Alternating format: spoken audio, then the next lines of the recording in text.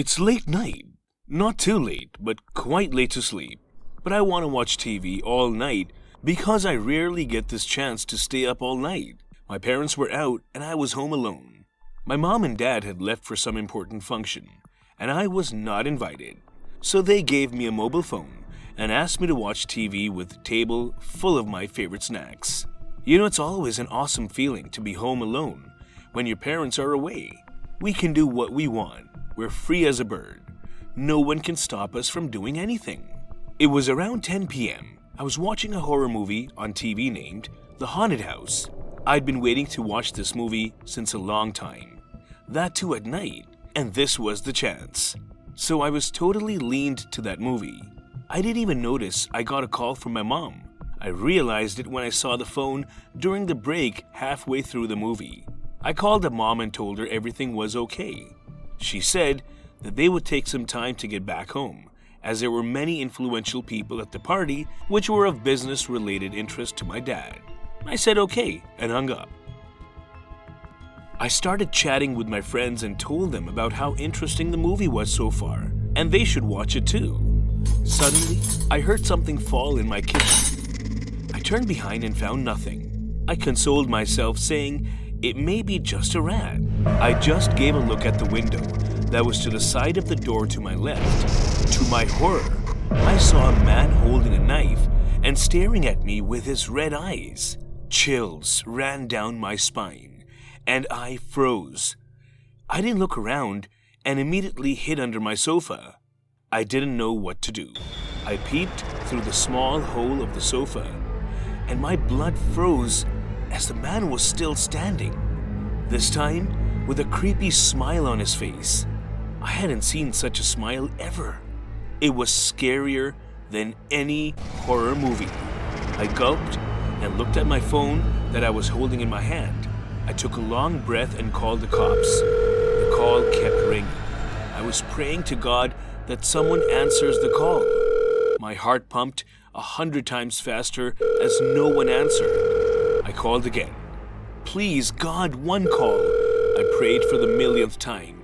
Hello? Somebody answered my call, and that is when I felt like I was reborn from the dead. Hello? They said again as I didn't give a quick reply. Hello, please help me. I pleaded with them. What happened, sir? There's someone outside my door holding a knife in his hand. Please help me. Sir, give me a second. I'm tracking your location.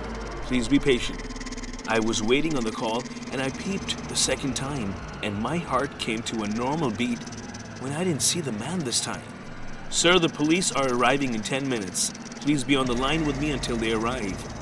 The lady spoke, giving me some courage to breathe. I was breathing as hard as I could, and I shivered. Sir, are you okay? I can hear some heavy breathing. Yeah, I'm fine. I heard the police sirens, and there were knocks on my door with a lady's voice asking, "Anybody there?" Happy tears dwelled in my eyes, and I ran to the door and unlocked it. I immediately felt relieved seeing the policewoman who was in front of me. She consoled me by rubbing my back, saying, "That's okay, we're here. Nothing to worry, child." The cops came in and started to investigate in the house. The lady police officer was with me, while the other policemen were wandering around the house searching. After a few minutes, the police made me show them my house, and I was totally shocked at what I saw. I almost died of a heart attack. The house had muddy footprints starting from the storeroom, continuing to the kitchen, and ended just behind my sofa where I'd been sitting, watching TV. I couldn't understand anything. I hadn't observed the house after my parents had left, unless for watching TV, which was still switched on playing the movie. Then they made me sit, and the lady officer asked me, "Hi, I'm Karen. Can I get your name?" "I'm George." "So I'm going to interrogate you, and you need to answer me correctly." I nodded my head. "So how did you see the intruder and where?" "I was watching TV when suddenly I heard some noise in the kitchen, but when I turned behind I found nothing. After a few seconds, I gave a look at my nearest side window and was shocked to see a man outside the window holding a knife in his hand. He was grinning at me, and that look on his face was scary. Okay, so what you have said is exactly matching to our expectations. But there is a slight difference in your story that may shock you. What? What difference?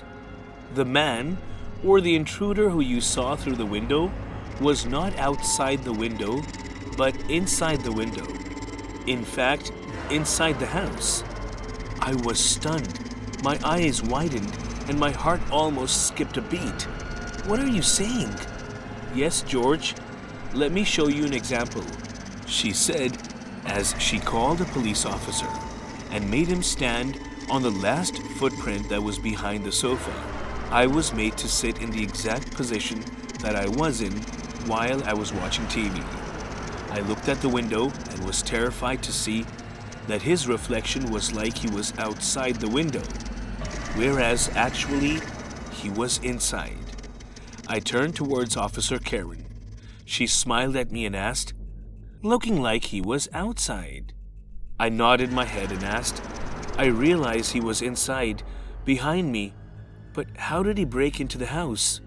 "He broke your storeroom, which was really weak." "But why didn't he hurt me?" "That is what we're thinking, but by God's grace, you're safe now. You were brave to call us at the right time. We will inform your parents about this. You can rest for some time. We'll be here until your parents arrive," she said as she was searching for something in her pocket. Maybe a phone to call my parents. I sat down on the sofa, blankly looking at the window, wondering why that intruder hadn't killed me. And why was he here? To rob the house? To kidnap me? Don't forget to subscribe and hit the bell icon for more videos.